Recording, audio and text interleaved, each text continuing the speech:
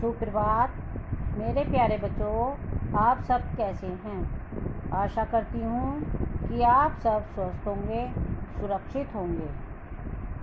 देखिए, आज हम व्याकरण का पुनः रिवीजन करते हैं।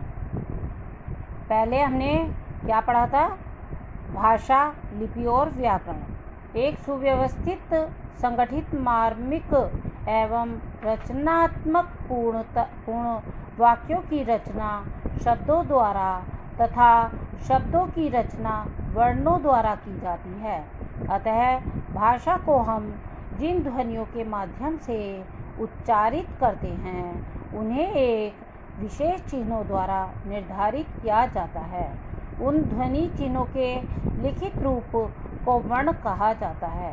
वर्ण या अक्षर भाषा की लघुत्तम इकाई होती है। देखिए बेटा, आज हम पढ़ेंगे वर्ण विचार।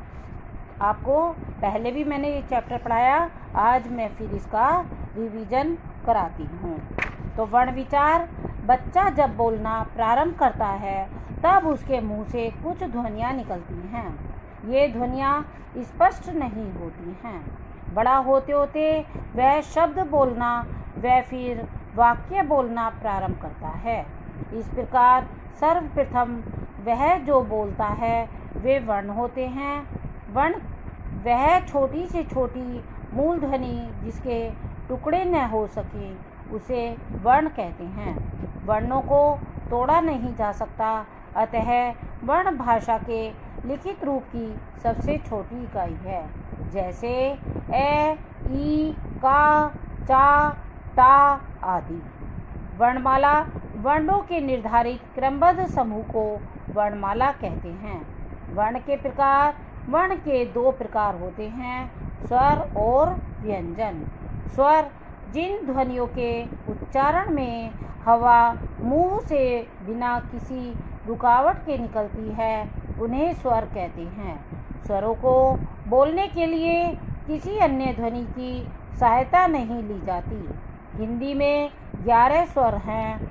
ए, आ, ई, उ, ऋषि, ए, ऐ, ओ, औ। अयोगवाह, अंग और अनय स्वर और व्यंजन का मिला जुला रूप, क्योंकि ये ध्वनियाँ ए की सहायता के बिना प्रयोग नहीं की जा सकती। स्वर के भेद, स्वर के दो भेद होते हैं। ह्रस्व स्वर जिन स्वरों के उच्चारण में बहुत कम समय लगता है उन्हें ह्रस्व स्वर कहते हैं। ये 4 होते हैं, ए, ई, उ, ऋषि। दीर्घ स्वर जिन स्वरों के उच्चारण में ह्रस्व स्वरों की तुलना में अधिक समय लगता है उन्हें दीर्घ स्वर कहते हैं। ये 7 होते हैं, आ, ई, उ, ए, ऐ, ओ, औ। व्यंजन। अब आते हैं हम व्यंजन की तरफ। तो व्यंजन की कुल संख्या 39 होती है। इंग्लिश में होते हैं 39। तो व्यंजन होते हैं का वर्ग, चा वर्ग, टा वर्ग, ता वर्ग और पा वर्ग के। तो जैसे वर्ग कैसे पहचानते हैं? जैसे का से शुरू होता है तो वो का वर्ग के, चा से शुरू होता है वो चा वर्ग है, इसी प्रकार पहचानते हैं। तो कौन से होते हैं? का, खा, गा, घा, अड़ा। चा, छा, जा, झा, अणा। टा, ठा, डा, ढा, अणा। ता, था, दा, धा, ना। पा, फा, बा, भा, मा।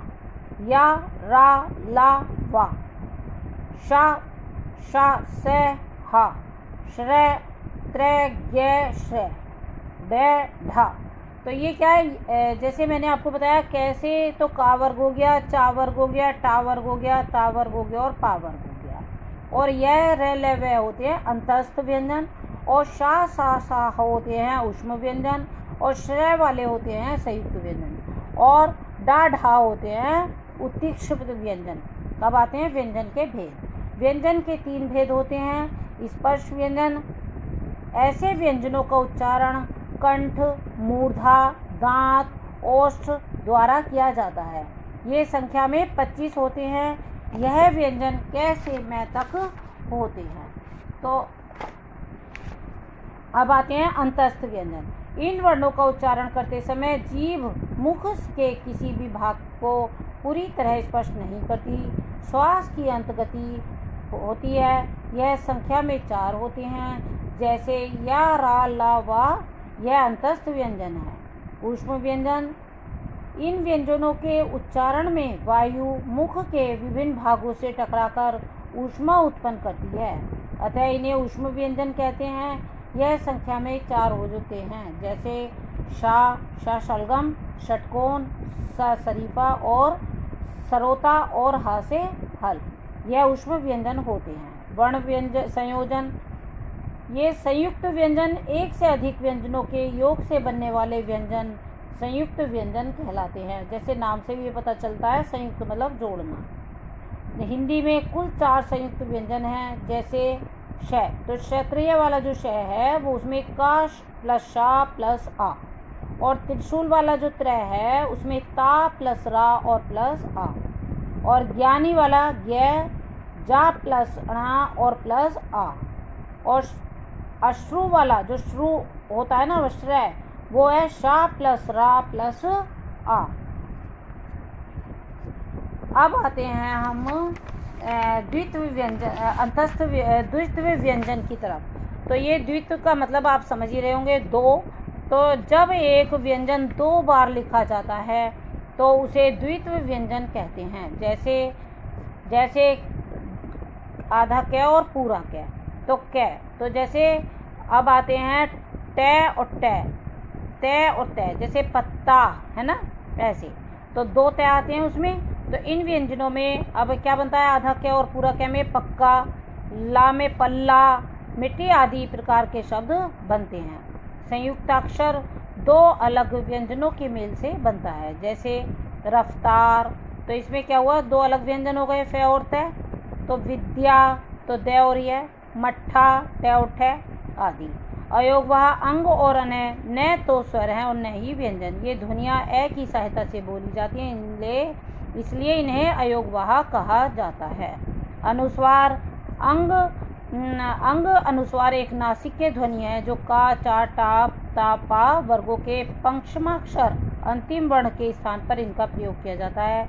आज मानक रूप में पंचमाक्षर को अंग का रूप दिया है, जैसे पतंग, चंचल, संबंध, गंगा, संभव, इन पे सब पे अंग की बिंदी लग गई है। अनुस्वार के उच्चारण में जिह्वा कहीं न कहीं तालु से टकराती है। अनुनासिक चंद्रबिंदु, अनुनासिक एक नासिक्य ध्वनि है, ये नाक के द्वारा आवाज आती है इसकी, जिसके उच्चारण में जीवा का नहीं बल्कि नासिका और खुले मुंह का प्रयोग होता है, जैसे हंस है ना, तो ये नाक के द्वारा आती है। आँख, चांद। विसर्ग, ये है का प्रयोग की ध्वनि होती है और प्रयोग से इसका स्वरूप हक हो जाता है। 2 विसर्ग में जो 2 बिंदी लगी होती है ना, उन्हें विसर्ग बोलते हैं। इसका प्रयोग प्रायः शब्द के अंत में किया जाता है। यह ध्वनि संस्कृत में अधिक प्रयुक्त होती है, जैसे प्रायः, अतः, मन है। स्वरों की मात्राएं, जब स्वरों का प्रयोग व्यंजनों के साथ किया जाता है तब स्वरों की मात्रा का प्रयुक्त रूप में प्रयुक्त होती हैं, प्रयुक्त प्रयोग होती हैं। स्वरों की मात्राएं, जैसे आ की मात्रा आप चार्ट के द्वारा देख रहे हैं, ई की, बड़ी की, छोटे ऊ की, ये सब चार्ट के द्वारा आप देख रहे हैं। तो जैसे आ की मात्रा का में लगाते हैं तो काम बन जाता है, ई की मात्रा का में लगाकर किरण, ऐसे बड़ी की मात्रा है में लगाकर हीरा, ऐसे बनते हैं। अब ए की कोई मात्रा नहीं होती, इसलिए र के साथ ऊ और या बड़ा ऊ का प्रयोग र के बाद होता है, जैसे गुरु और श्रु। वर्ण विच्छेद, शब्द में प्रयुक्त स्वर व्यंजनों को अलग अलग करना वर्ण विच्छेद कहलाता है। जैसे अब थर्मस है तो था प्लस आ, रा प्लस आ, मैं, मा प्लस आ प्लस सा प्लस आ, इसी प्रकार इनके जो है वर्ण विच्छेद होते हैं। तो वर्ण विच्छेद में प्रत्येक व्यंजन हलंत सहित आना आवश्यक होता है, अन्यथा शब्द निर्माण में अशुद्धि हो सकती है। तो जैसे अब यह चक्रधर, तो इसमें आप देख रहे हैं कि सब में हलंत लगे हुए हैं, चा प्लस आ प्लस का में हलंत है, रा में अलहंत है, इस प्रकार। तो अतः अब मैंने जो आपको वर्ण विचार पढ़ाया है, तो आशा करती हूँ कि आपको सबको समझ आ गया होगा। धन्यवाद।